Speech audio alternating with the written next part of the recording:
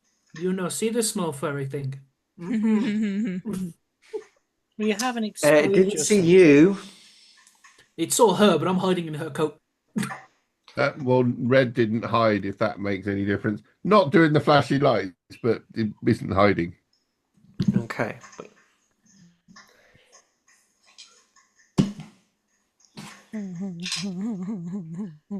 Right. But yeah, I told Red to get everyone. And And red as bollocked along because with you. Red is faster than me, I'm just But going Red to. won't take commands from you. Red won't listen to you. Red is going to follow along behind. I'm going to go back to the chamber as slowly as I can with Ellie in my neck. I was like, so I can change my weight. I can weigh practically nothing. we have a situation. We have a very big and fungal situation. You see little Misk on sitting there, just goes, just Nick. Yeah. Um, I'm going to need you all to take down a giant goblin. It has been burned. Hobgoblin? Excuse me. I think so. Maybe I haven't seen hobgoblins before, so I couldn't Or tell. bugbear, long arms and furry? Oh no, it wasn't furry at all. If not a bit burn. Please help. Like, did it see you? I hope not. Did you check if it's following? I backed away very slowly, checking behind me. So, DM, did it follow? Can I go to the edge of the door and make a perception check? Try and listen out for this thing. Okay. Make me a perception check. I think is we all listening out? Yeah. 15. Ooh, ugly fucker. 15. Yeah. GM. Just, 15. You listen out. can I use my passive? You hear the running of water, the creaking of metal. Mhm. You don't hear anything that sounds like the splashing gate of anything moving through water or making any kind of approach at this point.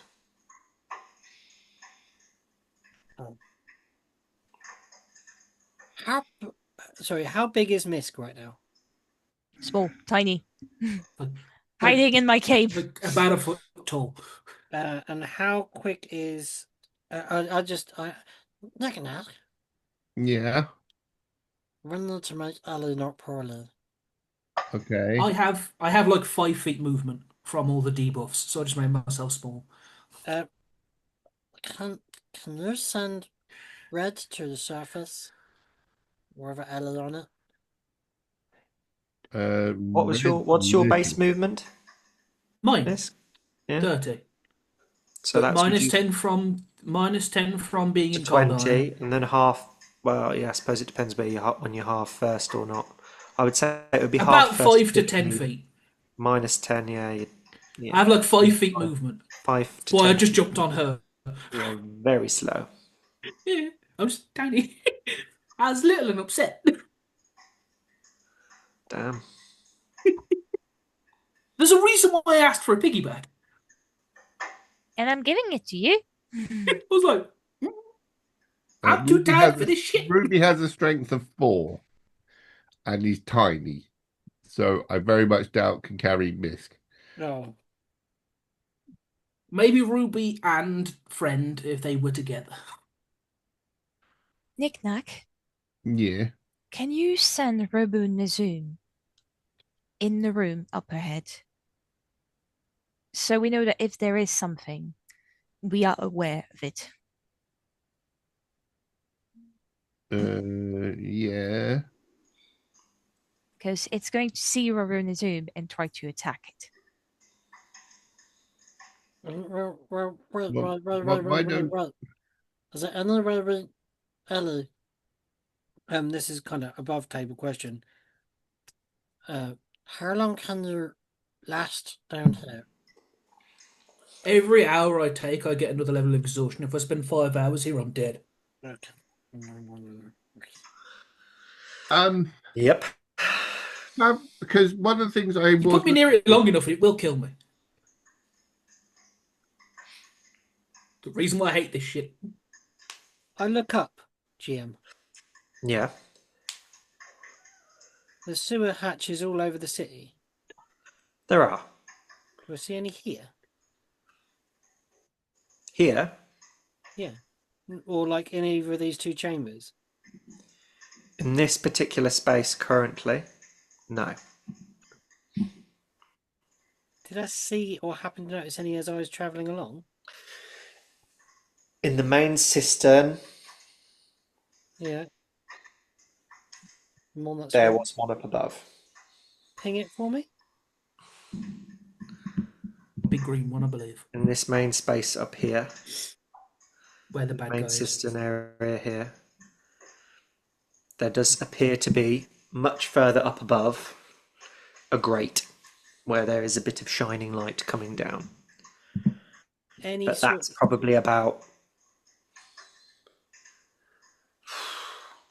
100 feet up, Oh, okay, so it's high. Okay. and there doesn't seem to be any kind of ladder coming down. It just seems to be a grate of some sort, not necessarily an access point. Just more like a ventilation type thing going on. Yeah, like a drain. Oh, okay. Just trying to see if we could get you out a different way, Ellie. It seems like we're stuck down here.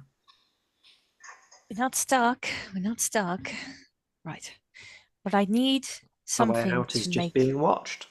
so where was this big thing? Look, Didn't In the Nick main Nack find chamber. Key? We did.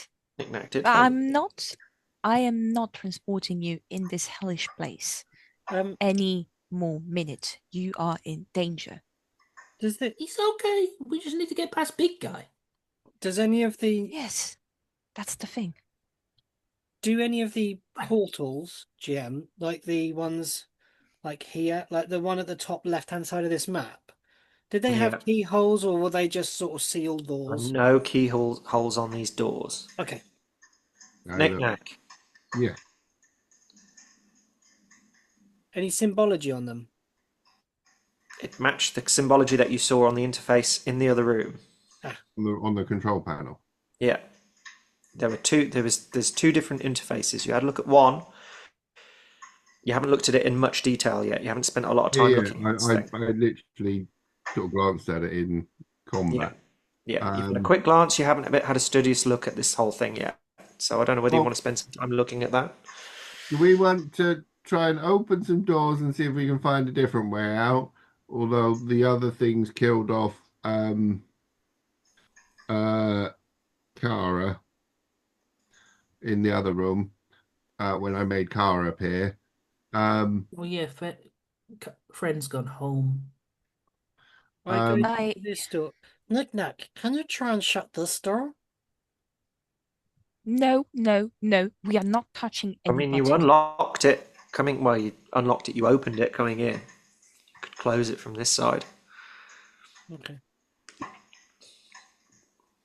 We need to leave right now. Ellie is going to die. Don't blame it all on me. That's I can last a little while longer. Look, where's there another door? I saw another door. I was the only one that went up there. Nazum, as you're at this space and you stare across further down, illuminated, all the way down at the opposite side, across the cistern, you do see another sealed door ahead. But that one looks similar to the ones that you saw when you first entered, where there didn't appear to be any kind of way to open it from the outside.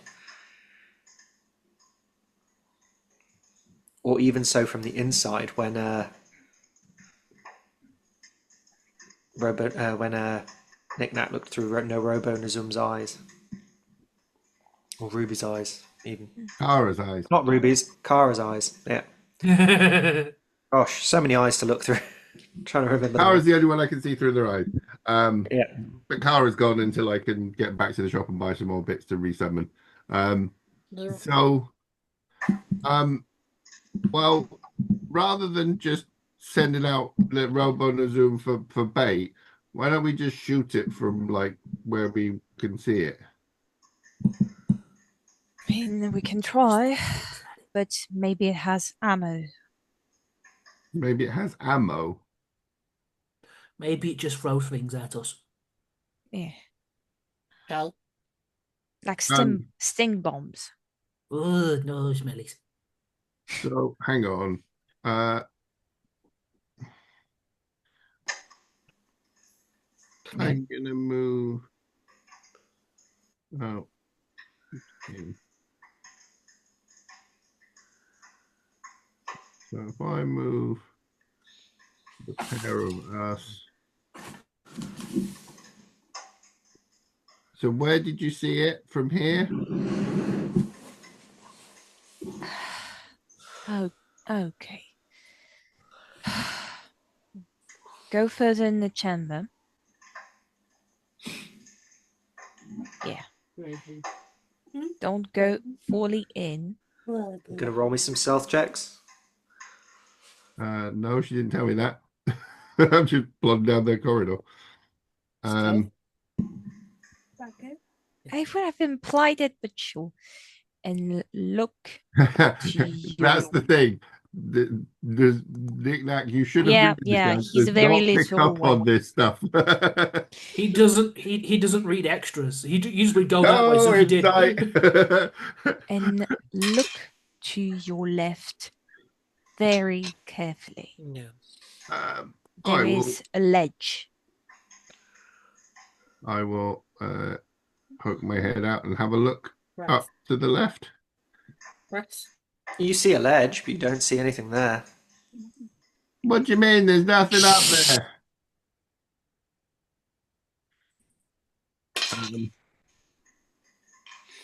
I'll move out and up closer.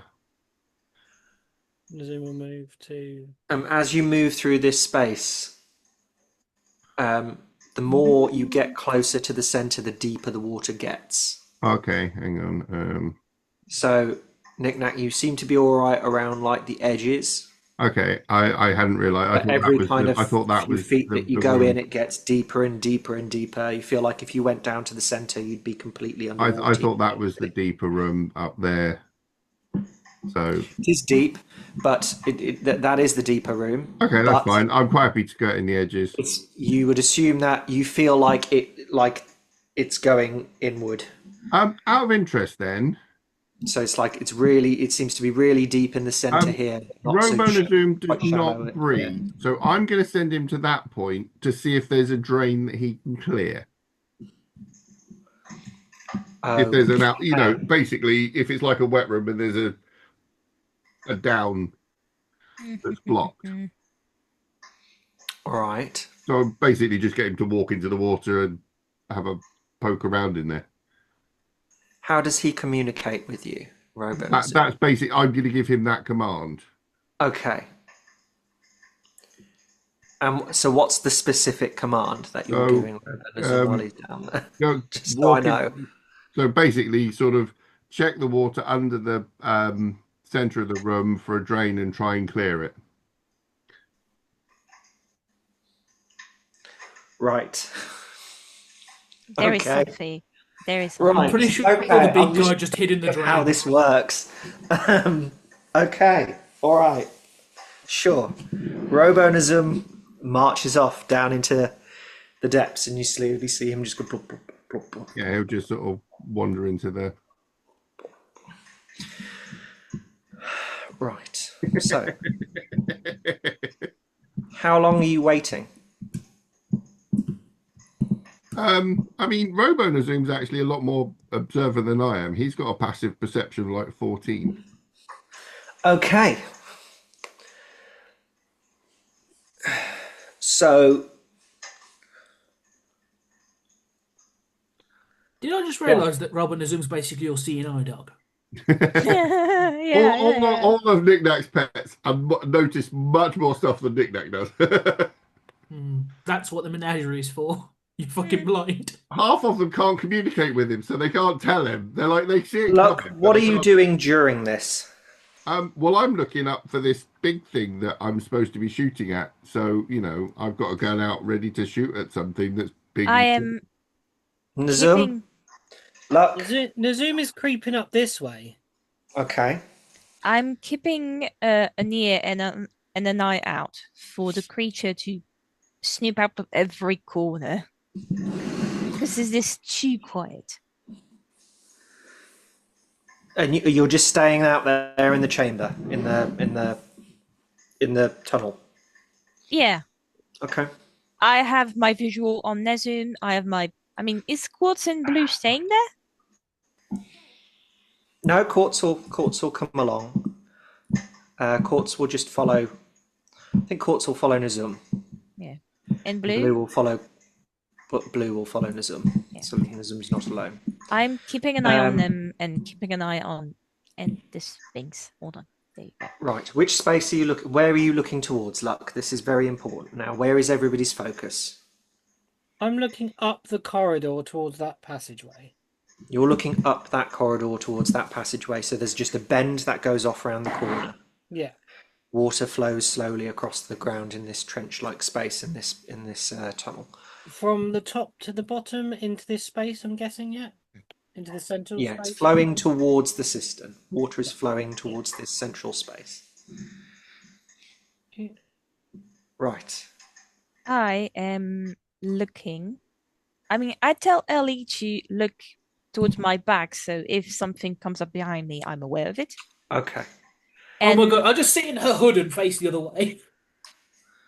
yeah, and I'm looking in this direction You're looking in that direction. Right. because the others are looking like in this direction, so I'm covering this space, Okay. so So we don't have a dead angle here. this is what happens. With your passive perception being so high, Luck, Knick-Knack's looking up at this ledge. Nazum, you're looking up towards the edge, the corner around. Yeah. Everyone's eyes on different aspects everywhere. My little nose is alive. Luck, Jeez. Yeah. you see the water going into the main cistern and you see the ripples and the flow.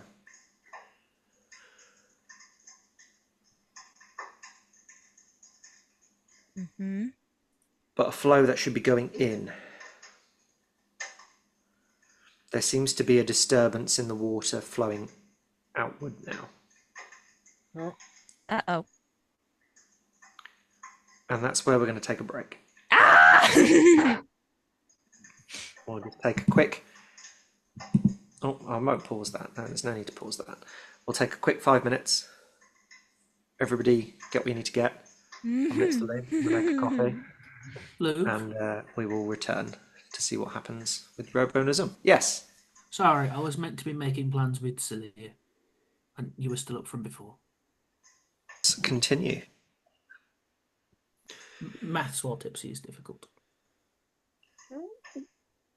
So, Luck, you see a disturbance in the water. I'm going to signal the others that there's a problem in the water. Knick-Knack, Yes. how many hit points does Robonism have? Oh boy. Robonazoom has 21, I think. Hang on a second. 21.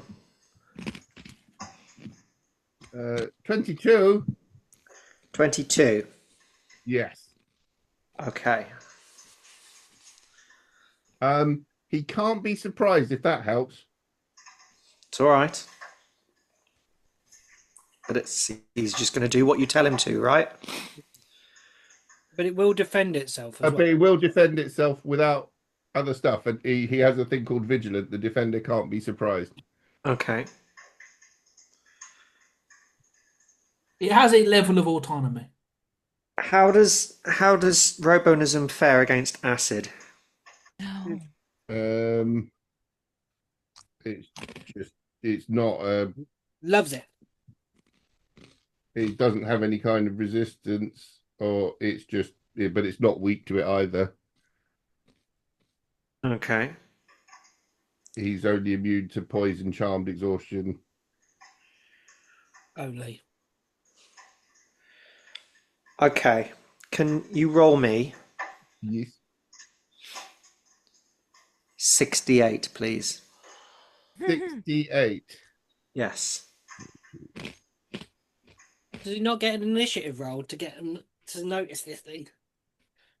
It will, Oh, okay. potentially.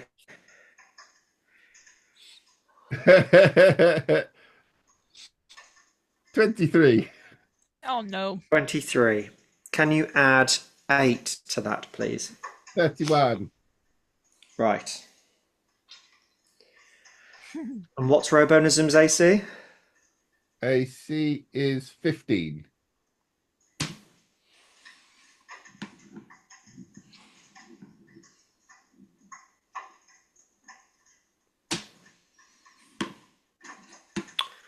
Okay. What was the total?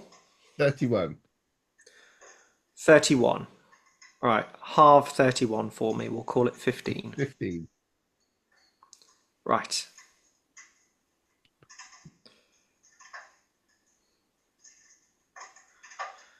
I need Robonism to make a acrobatics or athletics check, please. Whichever you prefer. Athletics, he is proficient in. So I am at +4 to just a d20. 19. Hey. 19. Okay. Right.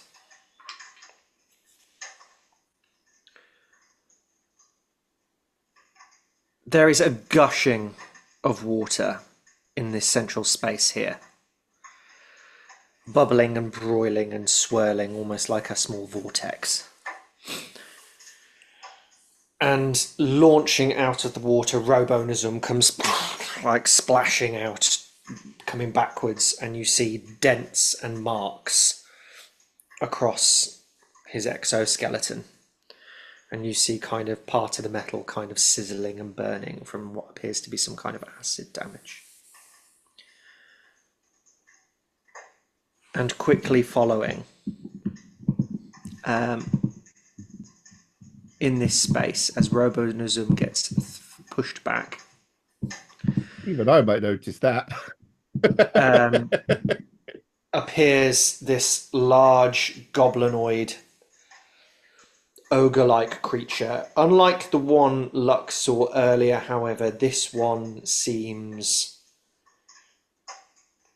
almost half dead, half incomplete. Like its face is like all smushed and kind of cauliflowered. One of its arms is like, it has like two large fingers, like a large thumb and a large finger, and then like three large nodules where fingers should be. Its arm is a little bit shorter on one side compared to the other. Its torso is bulbous and swelling in some parts and not in others. It's very misshapen but large and terrifying nonetheless. It's not right. And this launches up in this space. Can everybody roll me initiative again, please? Do it! Oh boy. It wasn't going to make friends with us, was it? Huh? Mm-hmm. Shit. I got a 6. 7. I got lucky last time. Now it's your turn.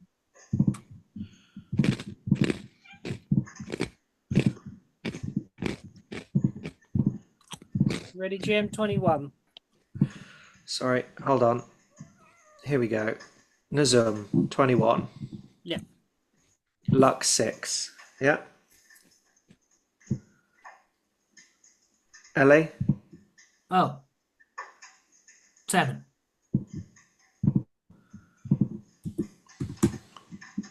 Initiative's an ability check, right? Yeah. Yeah. Yeah, 7. Knick-knack. 22.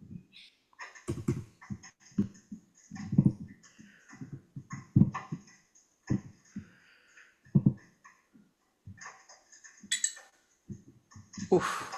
Nice one from Quartz.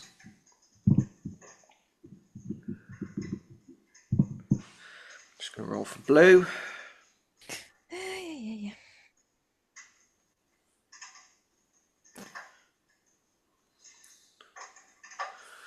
I rolled an 11.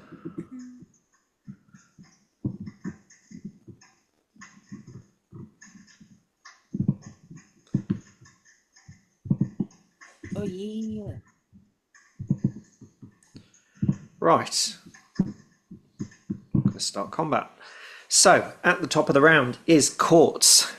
Woo! Quartz hears this roaring of water and this guttural, kind of echoey, I want to say roar, but it feels more instrumental. Like gushing of water in a metallic chamber erupting out of a voice box that isn't meant to be animalistic in any kind of way, but it's like when you leave the top off of a blender, but you have it in an echo chamber. As this thing erupts into the space. Quartz hears this and will come running down into the edge here.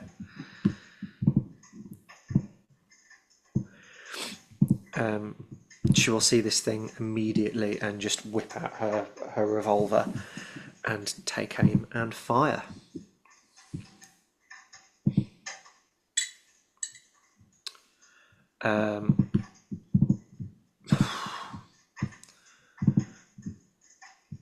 And the first shot just biffs it and just like it kind of like there's where the flesh is kind of looking thicker and more leathery. The bullet just goes into it and doesn't seem to do anything. Oh boy. Uh-oh. Quartz then commands her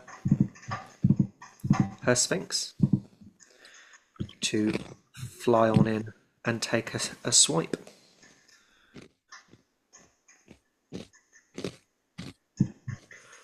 With a +7 to hit.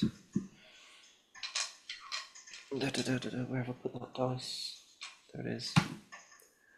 And she will miss as well, so as this thing takes a hit from a bullet, it kind of swings angrily. As her Sphinx is going to swoop in, she sees it swinging its arms around angrily and has to divert off course to avoid being hit. And swoops around and back out. And that's Quartz's turn. Next up, Knick-knack, with Nazum to follow. Yes. So I will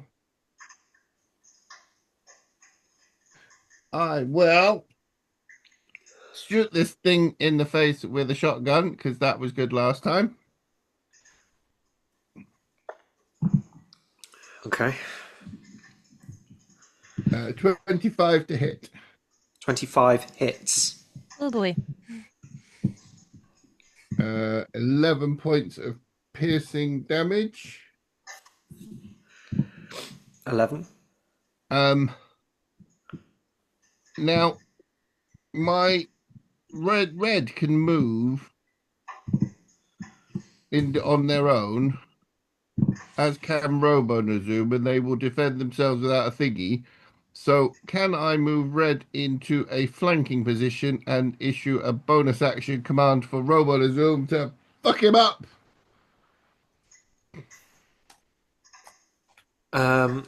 Sure. Yep, go for it. That is a spell attack with advantage. Plus, I might just do the shocking grasp roll. That's what I get doing. It's easy. A 22 or a 17. I'll take the 22. 22 hits. for what does Robo and Zoom do? I think it was a D8 plus something. D8 plus 2. 7 points of force damage as Robo and Zoom starts ripping into him with his 7 sword. points of force damage. Yes. Okay.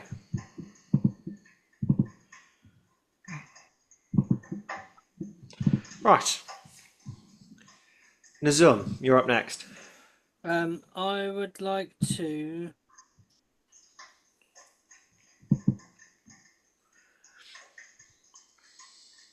Can I do that? As this thing just bursts out the water and immediately, like, bang, shot. Sphinx flies in and it swoops at it and misses. He then takes a shotgun across as like shards of buckshot come splashing across the face, and kind of fleshy viscera flies out as green spores emit into the air. What do you do?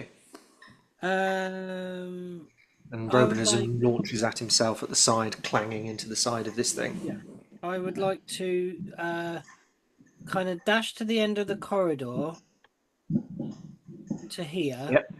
Yep. I guess that's just my move. How far is that? I was here. 5, 10, 15, 20. 20 to there. Yep. I'll target it with I'm going to go for mine. Oh, can I get it with? I don't know if I've got anything high enough to get it. Oh, hold on. I've opened the wrong freaking characters. My character just suddenly switched. That was very weird. I suddenly was Charles Owen for a second there. That was very weird. Nazum has an out-of-body experience and becomes a different person. And Nazum is standing there imagining what it would be like to have wings. Yeah. Okay, so Nazum will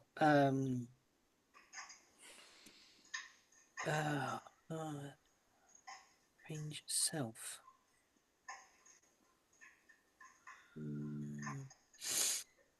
No, that's not going to be any good. So he done a hex. He can't do that. No spell slots are low, everybody. This is not good. I did warn you all.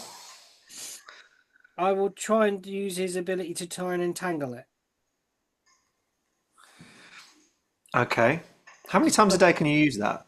You did not put a limit on it. Oh, for fuck's sake. I need to fix this. I made you broken. You can fix it, I think, if you wish to. I broke you. It's, these How did I not do that? Like, no, it just says Nazum can. And doesn't require concentration, so thanks. That's grand. This is ridiculous. Right, what's the saving throw? You're regretting your decisions. It'd be a dex at 14. It was an early build. Dex, how much? 14. 14. As you can imagine, I don't think this creature is particularly dexterous. Which is where you roll a natty 20. Don't say that. Nope, that's a natural 8 for a 9 in total. This thing becomes restrained as large vines start to sprawl throughout the water and start curling up around its kind of fleshy, stumped, bloated legs. I suggest we all run. Do is put glue in there, stick it onto there, and that moves. So that's my turn, GM. I can't do any bonus actions. Okie dokie. Next up is the flesh pulper. Luck. Yeah. In fact, no, I'm not going to say you. You've done enough. Can somebody else roll me a d4? D4. Can I do it? Because I'm stupid. Yeah, Go for it. roll me a d4. Moving the arm. 1. I don't know how to really fix that. Okay. Now roll me another d4. It's it doesn't. 1. Okay. 2 ones. Good to know. Good to know. Right. What did I do? The results you do not know What yet. we see? Yeah, it kind of popped out. You are unaware of yet what that caused. Right. The flesh pulper Yes. is going to lurch up. Unable to move, it's going to launch out its attacks at its original prey, which disturbed it. And it's going to reach out to attack Robo Nazum.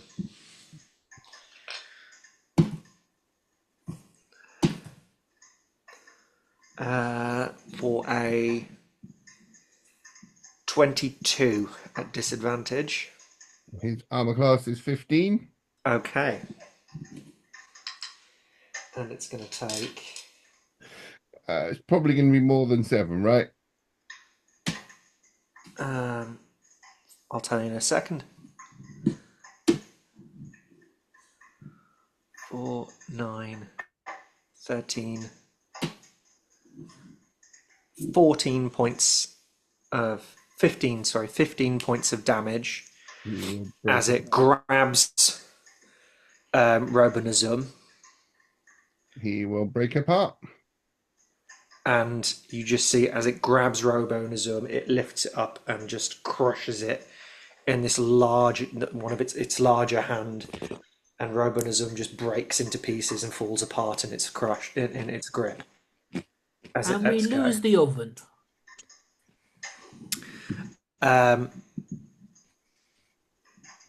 It's then going to turn to the next thing, which is closest to it, which will be red. And it's going to reach out with the same hand to red. Red. It has 2 attack? It does. Oh, we Oh, fucked. God. So it rolled 17 on the dice, plus 6, 23 at disadvantage. Oh, no. Red has 13 armor class. Okay, so red, it reaches out, it grabs red. How many hit points does red have? 9. Okay.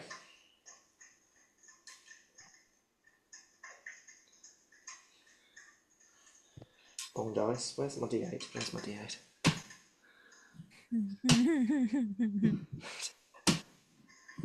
You're going to see all of your creation just... Another 19 points of damage as you just hear as Ruby is grabbed into this large bulbous hand, and you just hear like the shattering of glass. Do you know when like a ball goes?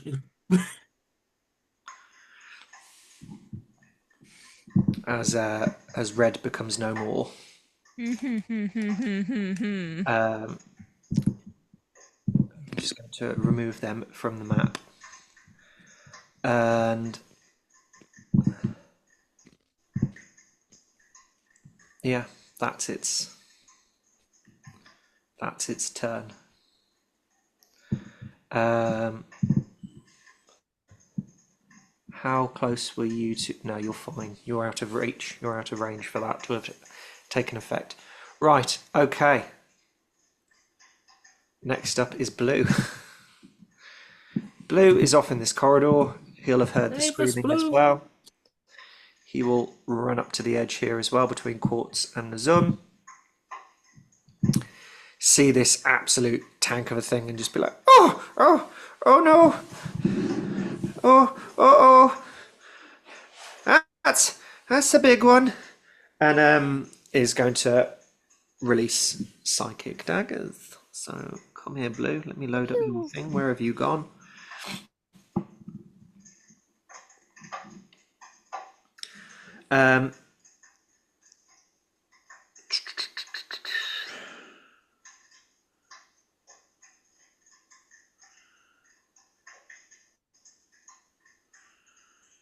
Where is it?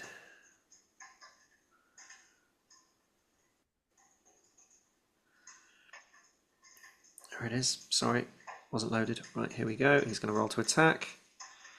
And he gets to roll at advantage because he's restrained, which is good because the first one was terrible. 18 hits.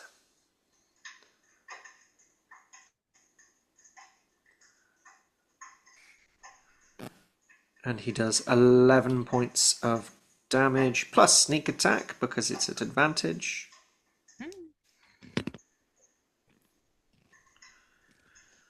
For a total of 16 points. As he runs around the corner, sees this thing. Oh no! Psychic daggers flung from his wrist again. And they kind of just bury into the side of this thing's head as it's crushed. It's just crushed red in one hand. It takes a hit to these blades. And you kind of see it stagger a little bit, but if it wasn't for the roots holding it down, and it kind of looks back up and then turns into the direction of the rest of you. Okay. Blue is then going to use his bonus action to hide behind Quartz.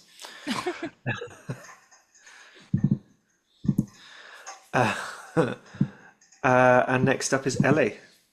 I would like to use my bonus action to hide.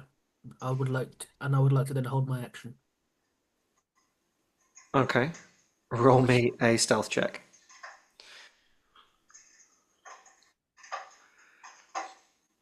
Disadvantage. I know. 9. Oh no. Okay, good to know. And you're holding your action. What are you holding your action to do? Oh, I'm gonna try and throw something at him Okay, what's going to trigger that? when I'm close enough, because I'm not You're gonna close get enough. off of her. Okay, so when it's close enough to you, it will trigger your held When it action. is within range, I'm going to throw something at him. Okay, Well, good to know. sort of. Right. I've got a next sling. up. Luck. Okay. So I heard that everyone is fighting this thing, so I am going to. And currently, it's focused in is like my companion that are fighting and everything. So, how much movement is that going to be? More or less 20 feet. So I am going to use my 20 feet of movement to get up just enough so I can see it and throw a sorcerer's burst at its back. Okay. Would you say, DM, because it is distracted and I'm coming from behind? It has advantage anyway because it's restrained. Yeah. So, and I am going to use fire because I'm curious. Okay, good thing it is an advantage. Yeah, 17. 17 is the armor class. Oh boy. Beats it. Meets Yeah. it. Damage, let's see. Ugh, not much. It is 6 fire damage, Okay. and I am to go back 10 feet behind. Ooh. Okay. So you're going pop and back. Did you come into range, Ellie? Yes. Okay. Before what she are you pops doing? back, I would like to get him.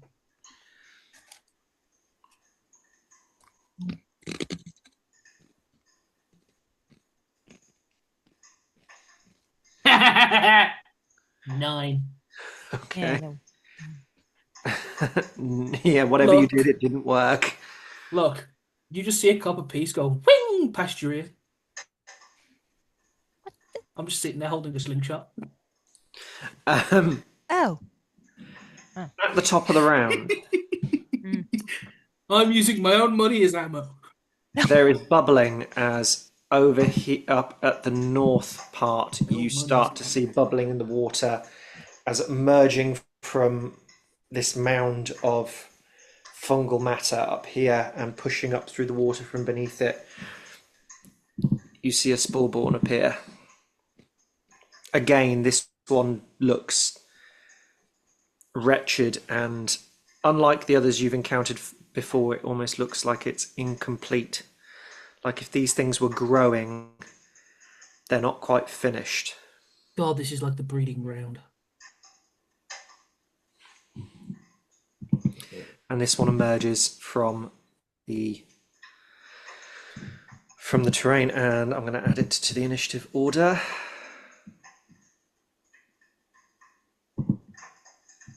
Okay, good to know.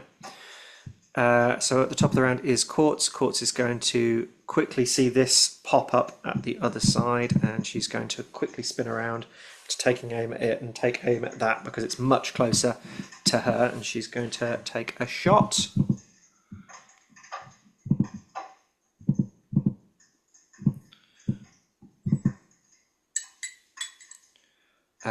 And hits with 15 points of damage. Yes. Quartz.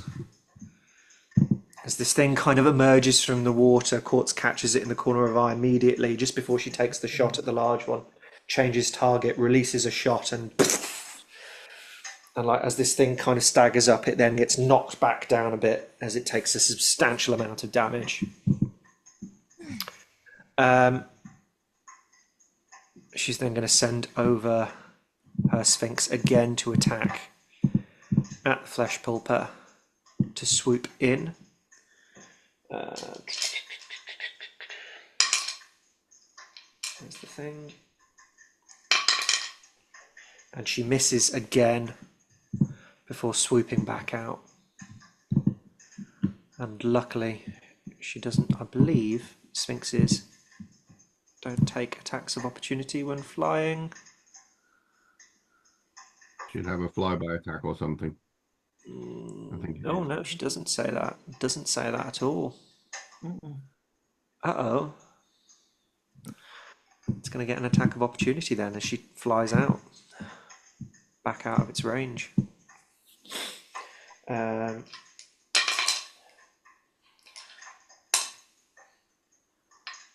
luckily, it misses. So she swoops in to take another rend at its face, and it kind of bats her away, and then tries on the backhand to try and get back at her as she curls back in the air and goes to fly to retreat. And just misses this time around. Knick-Knack, you're up. Yes, it's still restrained, right? It's still restrained for the Okay. time being. Shoot it in the face.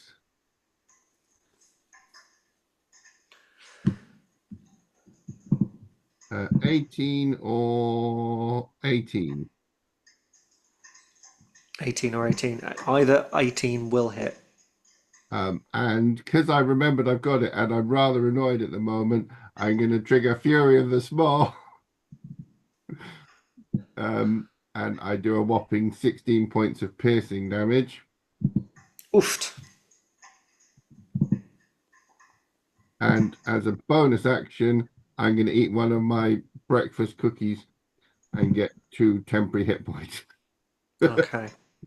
So as you fire shotgun at it again, just more viscera comes flying off, bits of fungus and a mixture of fungal flesh come ripping off of it, and you start to see more of what appears to... It looks like bone. It's yellow and it's sinewed, but there seems to be like strands and like leaching out like threads, whispering out like those Mycelium. fungal cordyceps, mycelia kind of stuff. It's leaching out as you blast into this thing's flesh and skeleton. DM, you didn't tell me, but did the fire did something? Doesn't appear to have done anything to this creature. Ah, so it's not effective? Not that you know of. It was radiant. Was the other one. Next up, Nazum.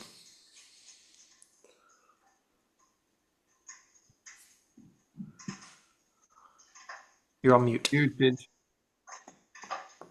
I'm going to try. How far is that? Let me measure this.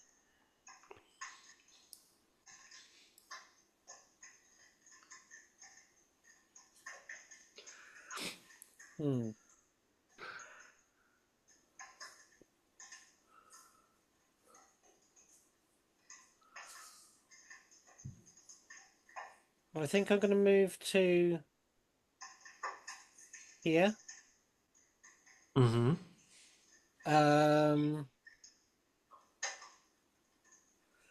And then try and take a blast at the big boy. With a...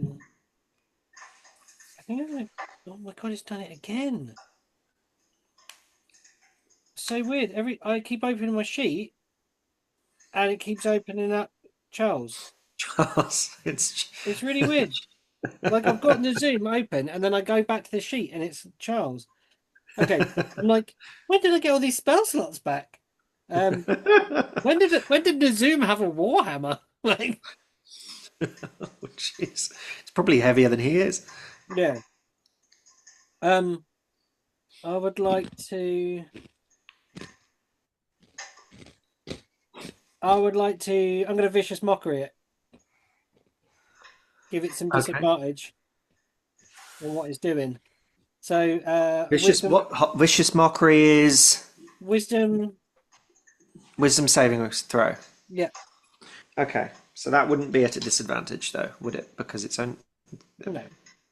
Lovely. So a wisdom saving throw. I don't think it matters.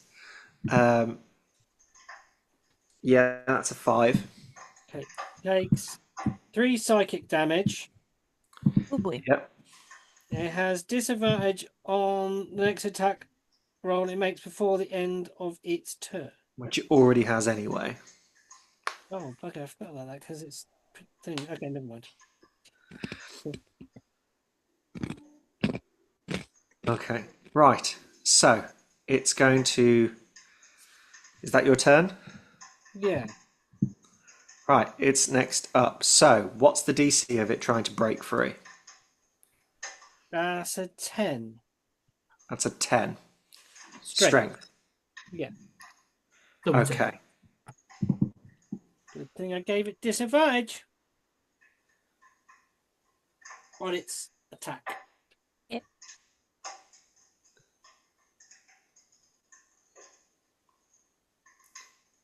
What? Sorry, what was it again? 16. No, it's a 10 for the vines. The 10 for the. Oh, it's just a 10 to get out. Okay. Yeah. Right, so it needs to roll a 4. Can't that be one? Can't that be one? No. So this thing just lifts its leg and the vines go as it steps forward. Is that its action to do so? I would assume so. It would be, yes. Okay, so it steps forward and starts making its way It would have movement. towards you. It's going to make its way towards the guy that's been shooting it in the face all this time. As it takes a few steps forward. Knick-knack, run. Towards Knick-knack. Can somebody else roll me a d4, please? Sure.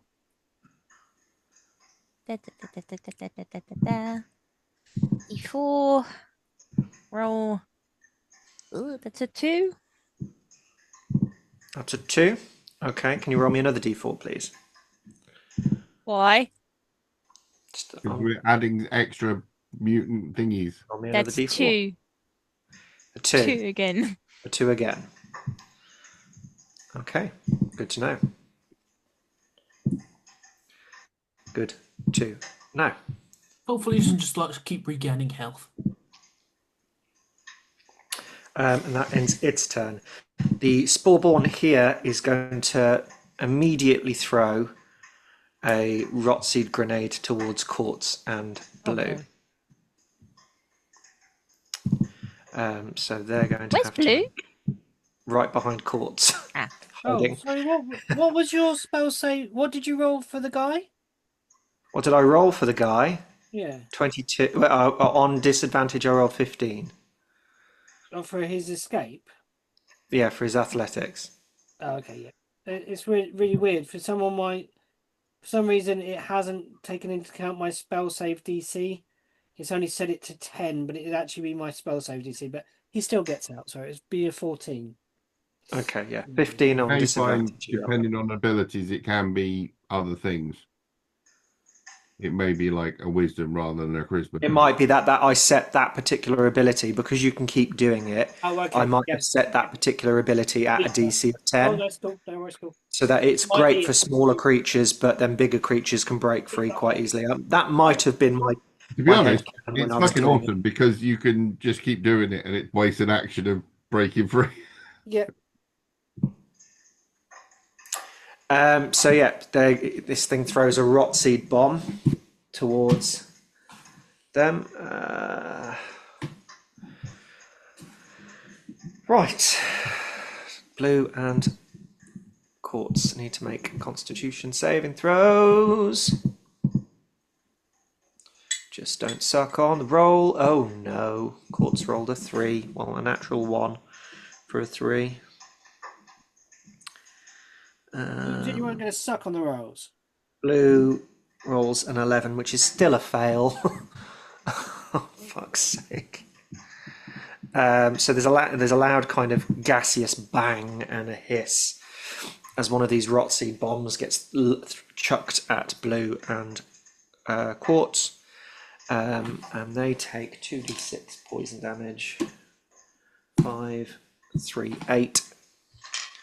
And they are both poisoned. Oh, dudes.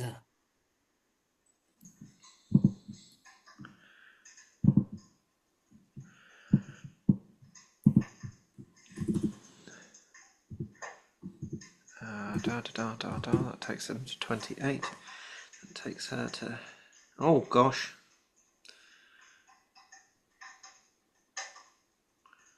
Hold on.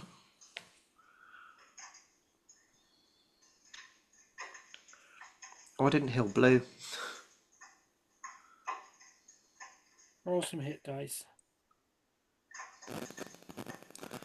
I'll just roll him up to full.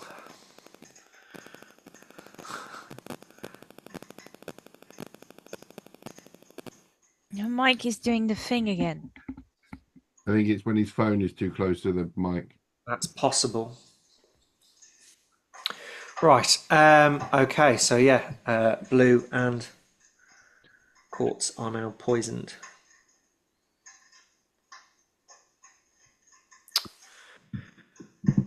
As this thing has launched this spore bomb at them, and I think that is its turn. No, it's going to and create a cloud around it to lightly obscure its space.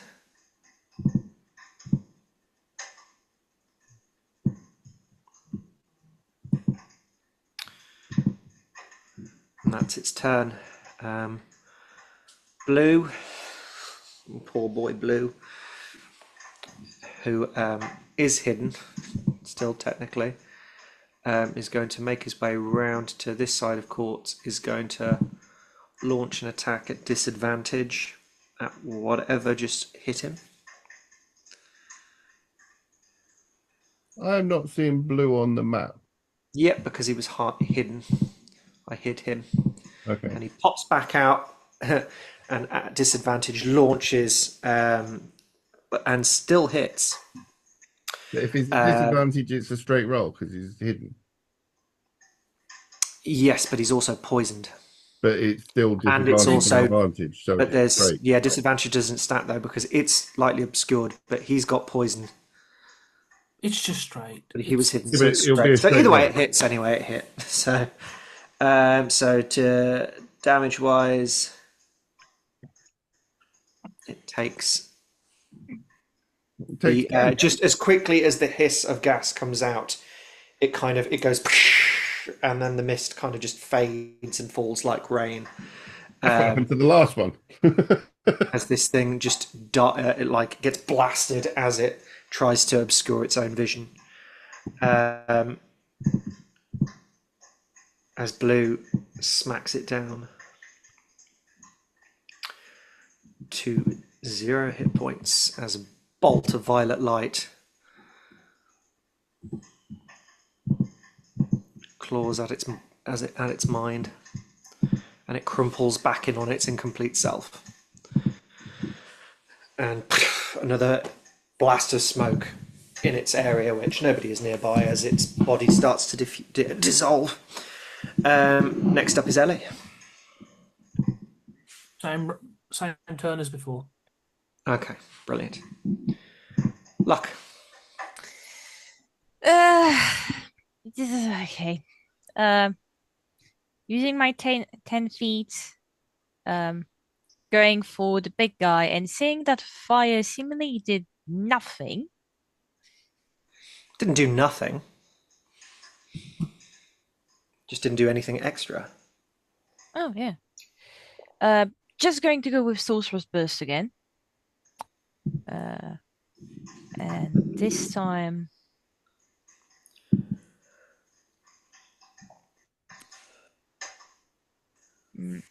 I'm going to stay on fire. Okay. For fuck's sake. And I take that this one is an advantage? No, it's not an advantage because you're not in melee and it's no longer restrained. 11 does not hit, I'm afraid. Yeah. Ellie.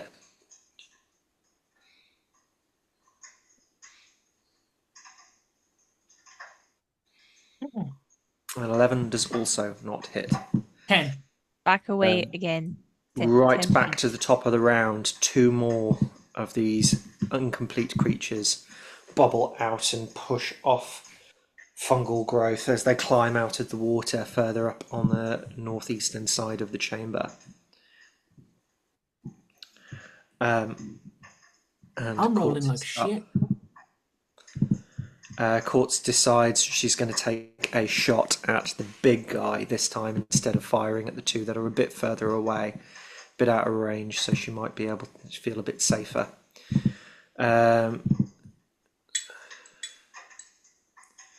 She hits. Oh no, she's at disadvantage because she's poisoned. She hits. She still hits.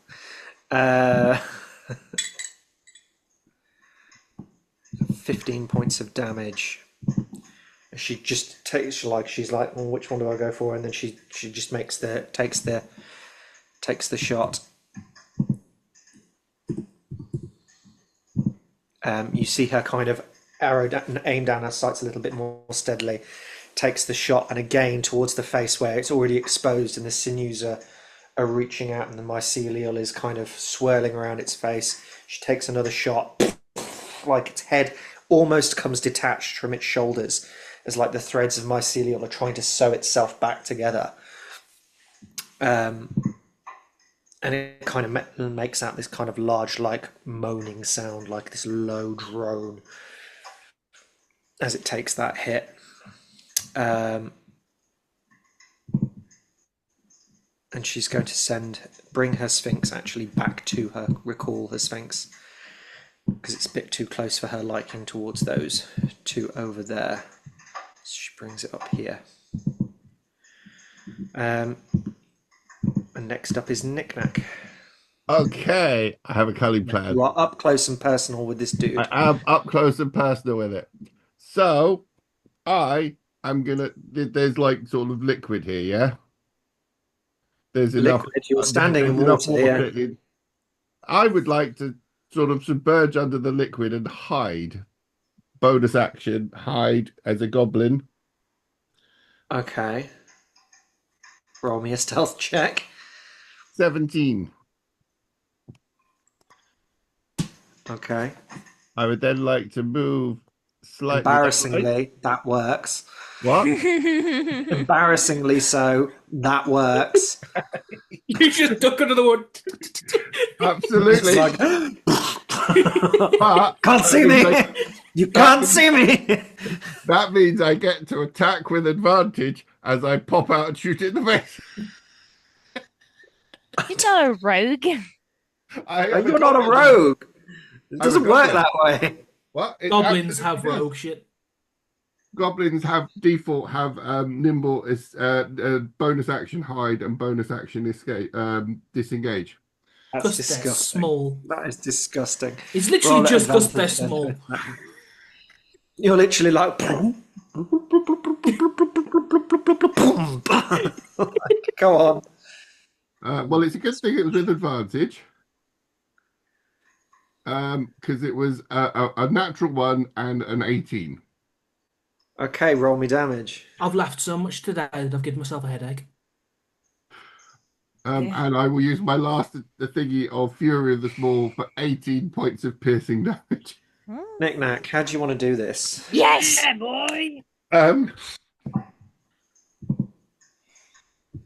Yeah, well, you sort of said its head was coming loose with like all the mycelia. Yeah.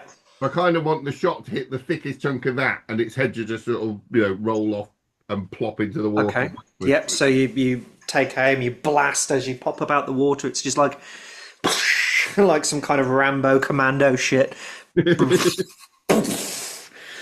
And just this last kind of shred of ammunition, and you just see this fleshy mycelial lump come detach completely from what was its shoulders and fly off and splash into the water below. And then the body, luckily, smartly for you, you took some space back as the body kind of judders and responds just as violently as it starts to just burst in different parts and ruptures, and anything within 10 feet would have had to have made a dexterity saving throw or be showered in acid and necrotic flesh. But luckily, nothing is currently there as this flesh pulper just explodes around it and dies. Did we get it? You got it. I was saying that to look because we're round the corner. Yeah. I had a boom and a splash. There's probably some cursing in Goblin as well. We all learn what fuck yeah is in Goblin. No, it's probably more the sort of you fucking killed my little robot and you killed Ruby and you. Have you any idea how much effort that takes you? By the way, try and find the gemstone. Yeah, it's all right. I've got a new one ready. I'm gonna make a stellar flare one. Can somebody roll me a d4? Oh, God. E4, yeah. 3. Okay, can you roll me another d4, please? 1. Okay, good to know. How many and which corner it's. Yep, essentially. Where on the map? Where on the map and how many? Okay, we're not out of combat just yet, as they keep appearing. You don't know how many are down there, but I do, because they're on the map. Next up is Nazum. Nazum, behind you. 2 Spellborn out of the water. Zap him with Entangle. Okay, go for it. Absolutely spamming that then. Spell save.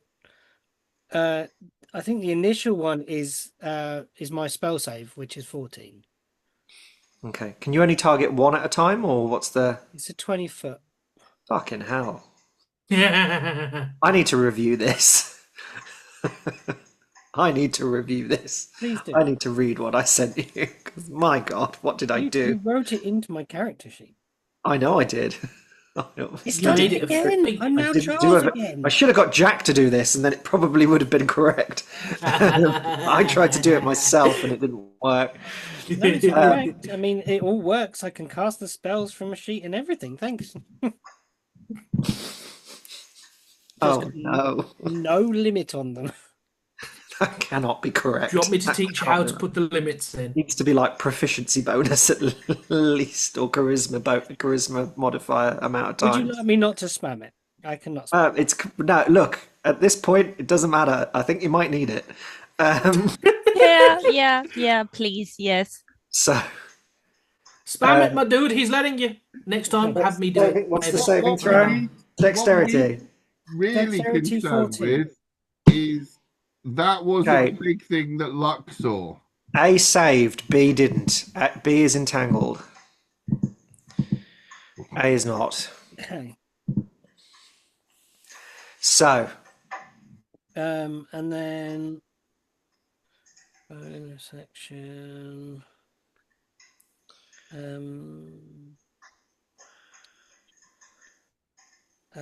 Then I don't think I've got a bonus action that's going to be useful at all.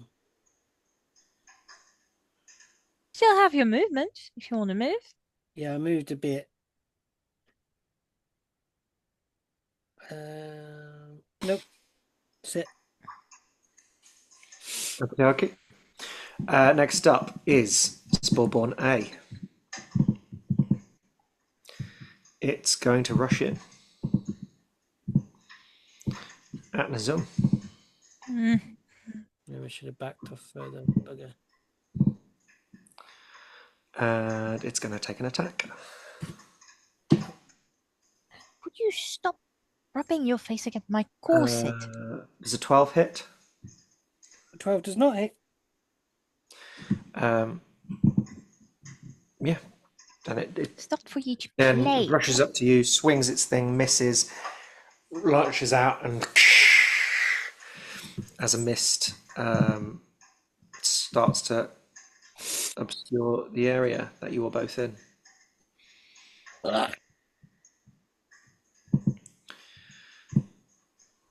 Yeah, that's about right. Wonderful. Spellborn B is going to attempt to break free. What is the strength thing on a Spellborn?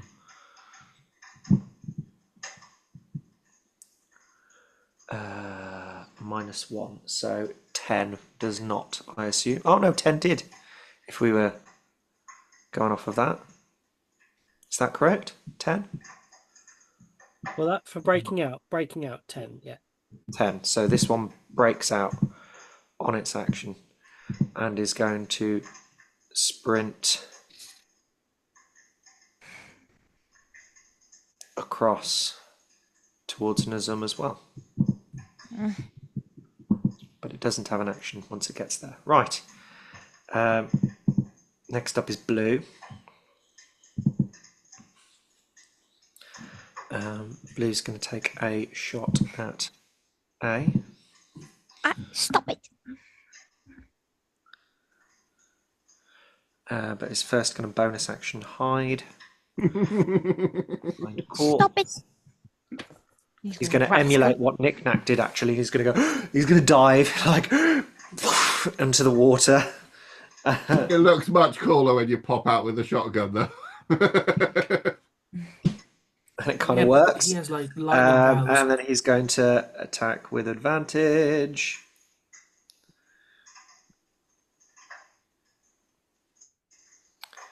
And just hits the first one with Schnack attack. He's a For a sneaky total baby. of 22 damage. And immediately kills the first one that rushed in. Just and just as there's a flash in this mist of violet, and just as quickly as the mist came, it's gone again. As this flash of violet goes straight past you, Nazum, and you just see this thing get pulverized as it just falls back. Yeah.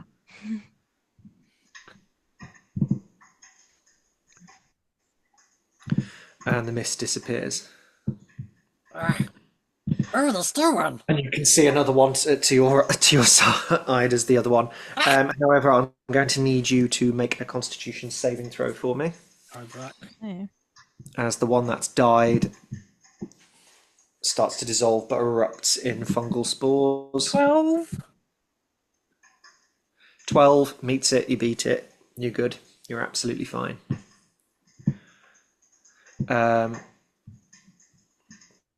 Oh, I forgot. Blue was actually poisoned. I should have rolled that at disadvantage. No, you shouldn't have had the sneak attack. No, because Call it as it is. I forgot. So I'm not going to redo it now. Yeah, but it would have been a straight roll, and It would have been a straight roll, so he wouldn't have had sneak attack because he would have done because the zoom was next to it. No, you have to be in melee for that to work. No, it has to ally have an within ally 5 within feet. 5 foot of the bad guy. I thought that's only if you're in flanking was only if you like. It's not flanking. It's not advantage. It's you get sneak attack if you have an ally within 5 foot. Of Oh, the target. okay. Well, yeah, but if he had disadvantage for being poisoned, he wouldn't have got it anyway. But would he hid, so he got It doesn't matter. straight roll. Oh, it doesn't matter about the advantage because sneak attack would have triggered regardless of Yeah, advantage. because I'm Yeah, just within because he's 5 feet. nearby. Okay, so that still works then. So that's good. Cool. That's how I've been doing it. These From kind a of rule good. perspective, that works. Great. Right, Ellie, you're up next. I can't move. I can't get nobody while I'm You're here. doing what you normally do. Luck, you're up next. Get me closer so I can get them. You're just swapping initiative order with Luck, essentially. You're going, Luck, you go first, and then I'll go. Yeah. Basically, yeah, because I can't move. Yeah. Luck. So, yeah. Going to go here again. And seeing that the big one has been dispatched, I'm going to stay here for this one, but I'm going to go for the spore thing. And Sorcerer's Burst again. It is within my range. It's within your range, is it? Yeah? Yeah. And fire for this one. Okay. Yeah. Does a 23 hit? 23 does hit. Yeah. I'm going to roll damage. Ugh, it's not much, but it's 3 fire damage. 3 damage. Right. Ellie? I rolled a 3.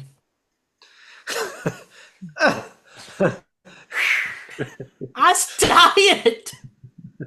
Ellie is struggling. It's just like For the sake of the thing it's is, just there's just pebbles and coins being thrown into the water like. oh a no, fucking I'm well at this losing a point. copper piece every time I do It's this. literally you're flicking a wishing well. That's what you're doing. You're like, No, I'm come sitting on, there. play magic. I'm sitting there on her shoulder with a slingshot, and I'm putting my own money in the slingshot to use as ammo. I'm losing okay. money every time I do this. Right at the top of the round, these 2 Sporeborn pop up here, and then a root mind Oh no. emerges here. Take me home. It's not looking great, guys. I'm not going to lie. The long. Take me home, Lucky. I want to go to bed. Oh, God. Why did you do this? Why did you do it this I way, just guys? hear- Really? I just What the hear. hell? Rob I had a just whole hears dungeon salt. planned out. You'd go and do this, and you'd go and do this, and you'd go and do this, but When no. have we ever You decided done what to you just do the fucking fucking chaos that I planned for the end at the beginning. Oh, Christ. You mean this was planned all along? Yeah, of course it was. Not in this way, it wasn't. Then how did we fucked up? Because at this point it's just triggered because the creature was here. No, that's not what triggered it. What triggered it was fucking robotism. Because if we'd fiddle with the levers, You'd have actually looked at them. I literally gave you big red buttons to press, and none of you touched them. Not even one. Like, not even one. I was When How can I make them pay attention to this table? Let's give it a load of flashing fucking red lights. They're going to pay attention to that. Nope. Let's just carry Since on. when pushing buttons has ever worked out for us?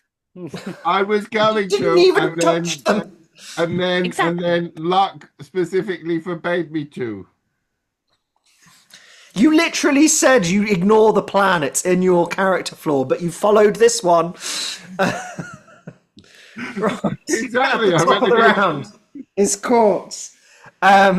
We'll do one more round of combat, and then I think we'll leave it there for tonight and see how this goes for We you. get reinforcements Right. next week. Next time. Potentially, you'll get reinforcements next week. I mean, you've still got courts. in a basic version of Quartz, but you might have Trarek next week. Trarek is just sitting here in spider form, just being like, fuck this shit. Like, Luke, all of a sudden, while I'm on Miskson looks back, the spider looks at me, and I look at the spider and be like, it's fucking you. yeah, you're in the same hood. Just like, fuck up, shut the fuck up. I'm not here either. Right, at the top of the round is Quartz. Quartz spots the root mind, remembering what these things like have an effect. And considering the situation you're in, she decides that it's probably the smart move to go for this particular one first. So she's going to roll to attack.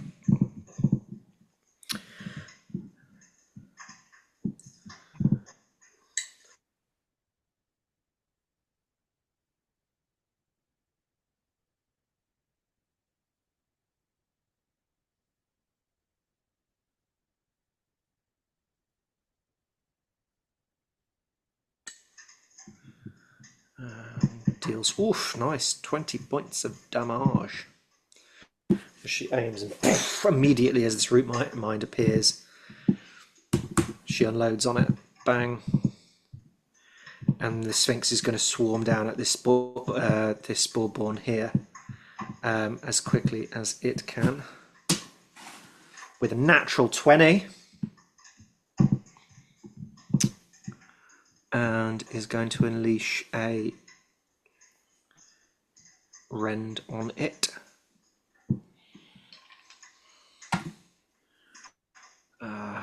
Christ. 1, 2, 5, 7, which is double to things, so 9. Another 1, so which is double to 2, which is 11, which is double to 13. That was a really shit crit damage. 13 points of damage on that Sporeborn.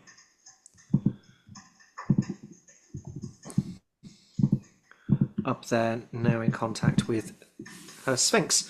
Right, that means Knick-Knack. Knick-Knack. You're up. Because the last time it worked so well, we're going to dunk under the water. We're going to try and sneak again. That was less good on a 9. So I'm guessing when I swim down here and then shoot at the root mind, I probably don't have advantage.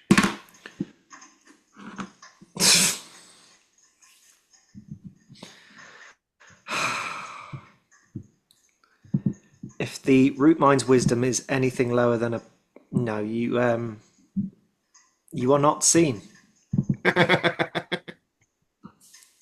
That works. Unbelievably, it works again. You dive under the water. A 13 or 13 a 14. hits. They both hit a root mind. Root mind's AC is 12. Okay. Only 12 points of damage this time, though. 12 points of damage. Okay. Did it not move? Oh, it's because I don't think Pete's on the map, which means it doesn't update on the video. Yeah, I'm on. It just hasn't refreshed. Let's try again. Because I've moved on my screen. No, you've not moved on mine. Let me just refresh the map. Oh. Oh, weird. I've moved somewhere else. There you go. How's that? There you go. There we go. That's right.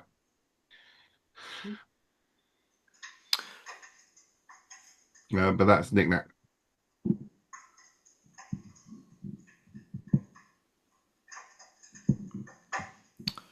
Right. I got one up in my face. I will But you've got the boss one just behind you as well. Not Nazum just yet, sorry. Can I have somebody roll me a d4, please? I think it's Pete's turn, isn't it? Not yet, it isn't. Oh, No, well, it's Pete's turn turn to for a roll d4. If you're taking turns, great. Just a 3. It's a 3. Oh, dear. Okay. Roll me another. It's a 1. Okay. Good to know. Right. Nazum, your turn. I want to Eldritch Blast the boss one in the face. Okay, continue. Roll to attack. When you move or disengage first. Is it an action for me to disengage, though? Maybe, yes. It's just you're at disadvantage because of you're in melee. Oh, yeah. Not with the root mind, he isn't, though. Yeah, but he's in melee Yeah, combat. still give me disadvantage because I'm in melee. It won't really matter anyway because I roll. I thought it was only a disadvantage if you're in melee combat with the target.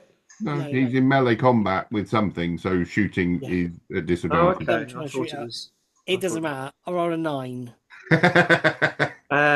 Yeah, no, that unfortunately misses as you blast past and you just hit some fungal matter at the back and it explodes.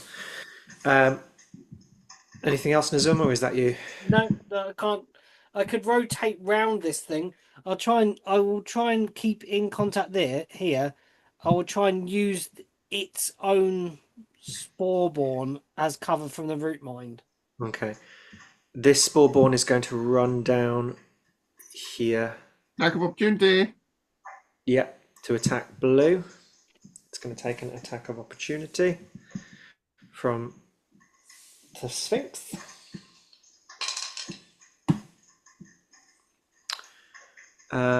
Which hits for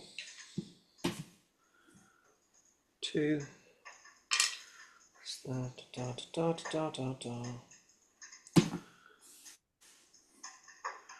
Four, 6, 9 points of damage, which is just enough to kill it, and it just dies in the Sphinx's part. But then she has to take a Constitution saving throw, which is for her.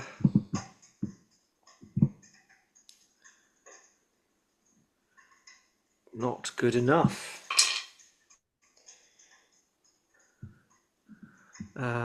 So she takes. Not very much, hopefully. Yeah, hopefully not. She'll get upset if you kill off her Sphinx. Yeah. 1d12. I think you want to do 5. You want to do less than 5. Where's the d12 gone? There's the d12. No, that's the d10. No, that's the d100. Where's the d12 gone? Oh, no D12s. You can't roll it. That's the There it is. rules. There's the d12. Got it. Oh. I rolled a 12. For fuck's sake. Is it necrotic damage? It is poison damage. Oh, okay. It's resistant to radiant and necrotic and psychic, so Pretty sure it's poison. Let me just double check. Poison. okay. So yes, you did kill her Sphinx. Killed a Sphinx. Jeez, the Well, Sphinx just. The Sphinx. Arguably, the Sphinx killed itself by killing the spore thing. Yeah, the Sphinx kind of Giant just. explosion. There is an explosion, and it's weird. The wings kind of wrap around themselves, and you see a mixture of feathers, and then a burst of like starlight as like almost like like there's an implosion, like a small supernova, as this small little galaxy just explodes in space. And the Sphinx is removed from this plane of existence for now. Boom. And so is the Sporeborn, because it is dead. Right. Next up is Sporeborn D. He's going to run down to here and then attempt to take a shot at Luck and Ellie and throw a spore grenade, a rot bomb.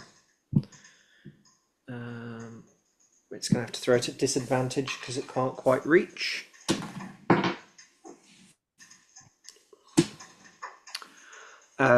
Yeah, I'm guessing an 8 doesn't hit either of you. No, as a rot bomb soars past and you hear an explosion further back in the tunnel as this rot bomb slaps up against the side, missing you both narrowly. And then it's the root mind's turn. And the root mind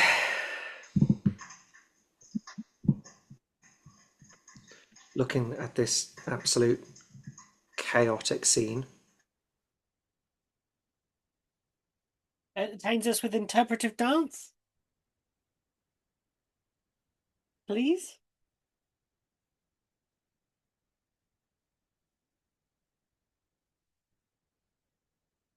Last rot bolt at who am I going to go for with rot bolt?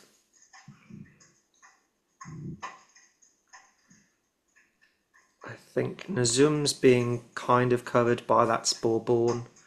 Quartz is currently engaged with another Sporeborn. Going to rot bolt Knick-Knack. So it turns and it's going to unleash this kind of green-black toxic energy comes flying out from it. And it's going to roll to attack.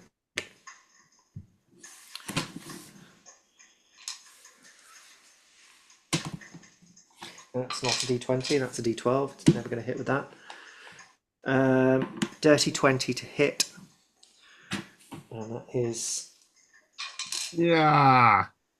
3d6 necrotic damage. 7 plus 6, 13 points of necrotic damage as you are blasted with the rot bolt from this root mind. Do you know what? I could have shielded that and not taken any damage, but then I don't have a spell slot to bring back Robo-Zoom. Oh dear. And next up is the other Sporeborn. So this one is the one that's in confrontation with Nazum. So this one's going to swing round at Nazum. And you suddenly see as this root mind has appeared, this Sporeborn seems a lot more, suddenly it's like, Nazum, make me a perception check with advantage. Can do.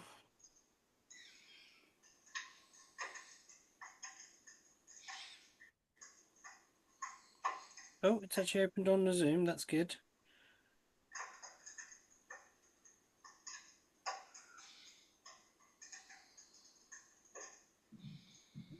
That's an 11. Make me a nature check. What? With advantage or just straight up? Straight up. It's a 10. Okay. You're used to hearing songs. You've heard a melody your entire life, or at least as long as you can remember. Yeah. The more you see these creatures and the presence of this root mind,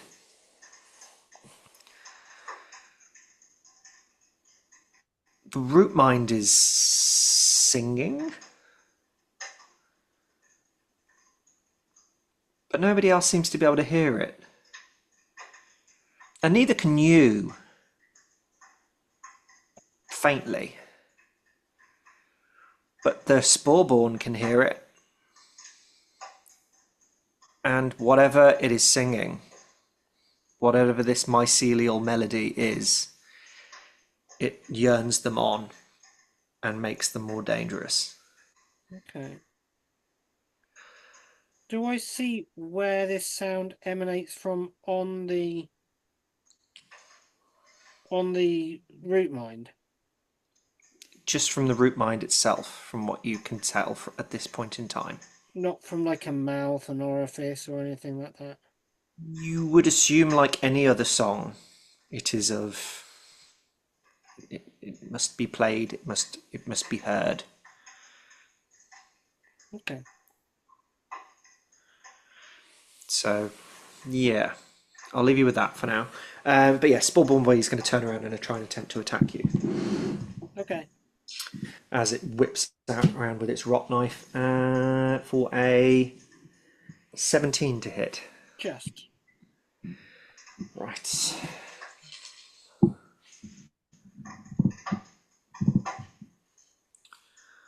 To the right stat block. This is what happens when you have 3 different types of monster in a combat. To keep flicking between different ones. 4 points of slashing damage and 4 points of necrotic damage as this slices backwards as it spins round agilely with this rusty, rotten blade. So 8 in total, yeah? 8 in total. Gotcha.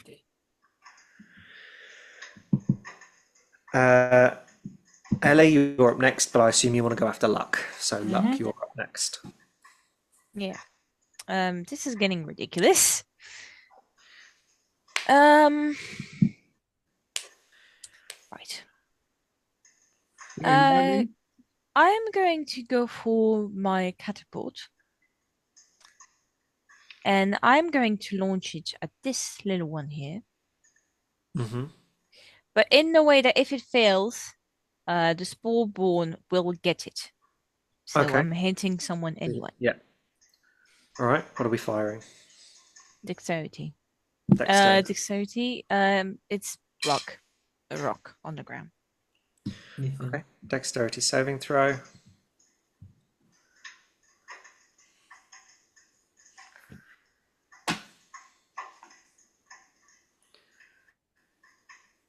You have to beat a 15. Rolled a 13 plus 3, 16. Then the next one does it. Yep. And that one rolled a 9 plus 3, so that... Oh no, is that a... No, that's a 6 plus 3, so that's 9 in total. You get fucked up. And since this is a second level catapult, this is 48. Oofed. Okay. Fingers crossed. Some nice high damage here. 21. 21. It has 22 hit points.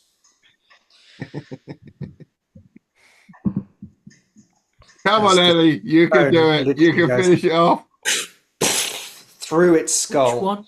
The As one there's that's this only got gaping one hit hole point. through its head, but it still seems to be animate in some kind of way, as there is a cavity that you've just blown through its skull with this rock. Have we moved this turn? No. You have, so it's now Ellie's. You can see it. No. If I haven't moved in a turn, I can give myself advantage. Oh well, you haven't. You're being transported. No, but Yeah, but you It have says- to just either. that's what I'm asking. But I you don't- could hide and then do it. Just give I'll this a choose my good bonus effect. action to steady aim Okay. because I haven't moved this turn. All right.